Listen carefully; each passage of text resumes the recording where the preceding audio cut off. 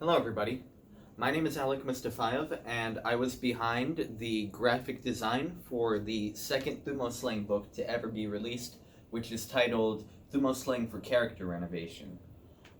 So, the current version that I've created at the time of this recording is not quite the final version, but it's very close and the final product is going to look very similar. The text might be a different colors, some stuff might be capitalized differently, but it's about done. So, the first thing to know about this cover that we have is the story behind it. Before I talk about anything, that's what I need to mention. So, you've probably noticed, if you've been looking at this cover behind me, that it focuses primarily on this bird, which you see here and here. So, this bird, we've nicknamed it Tucker, and Tucker is actually a pretty smart bird.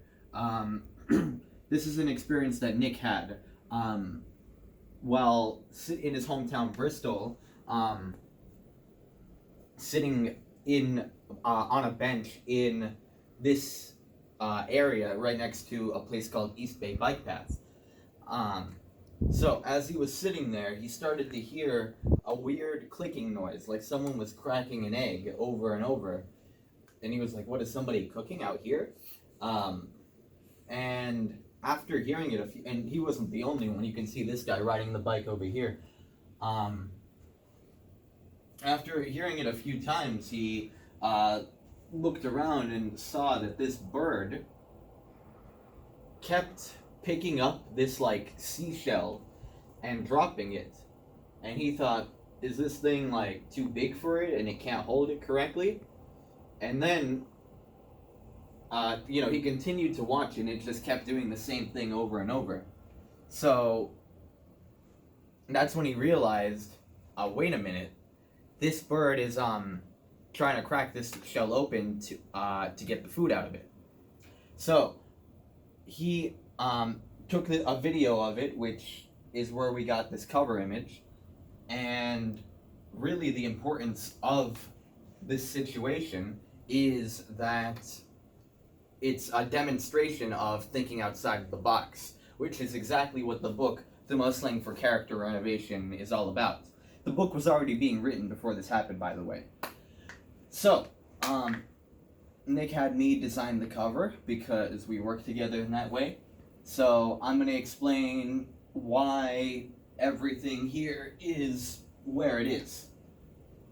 So, the first time I made this, I had this text was in the same exact place, Thumoslang, and then this for character renovation was in the center here. So this was moved over here, this was moved over here, and this text, the name of Nick, was right over here, where this bird shadow is. So this was something I made pretty quickly, and I showed it to Nick and I was like, what do you think of it? And he told me that I like it, but there are a few issues. The main thing was that because of the placement of the text, you see this bird is dropping the shell onto the ground. And with the way the text is now, you basically have a straight line uninterrupted. You have a little bit of this, but that's not a big deal. You have a straight line uninterrupted from top to bottom, and you can see very easily what the bird is doing in the picture. Before, you had text here, here, and here and here. So you actually couldn't see this part of the image of the bird's shadow very well. So we basically adapted formula. Nick used chopsticks to explain this to me, where the only parts that we would occupy, well, basically we would keep stuff to the right of the page as much as possible. And that's how this text ended up this way. And yeah, that's about it. I personally think the cover came out pretty well, and what do you want to use the book for? what do I want to use the book for? The book is for teaching Thumoslang, which is a type of terminology that we've been working on to help just about everybody in their everyday communication. Um, and one of the good things about the cover that I'd like to mention is also that it's very easy now for us to go to this exact location, which I frequent personally, and hand this book out to people. So that's Nick said. I'll just use Nick's words. He said, in 1 year we can hand this book out to 1,000 people, and East Bay Bike Path is definitely popular enough for that. But that's it.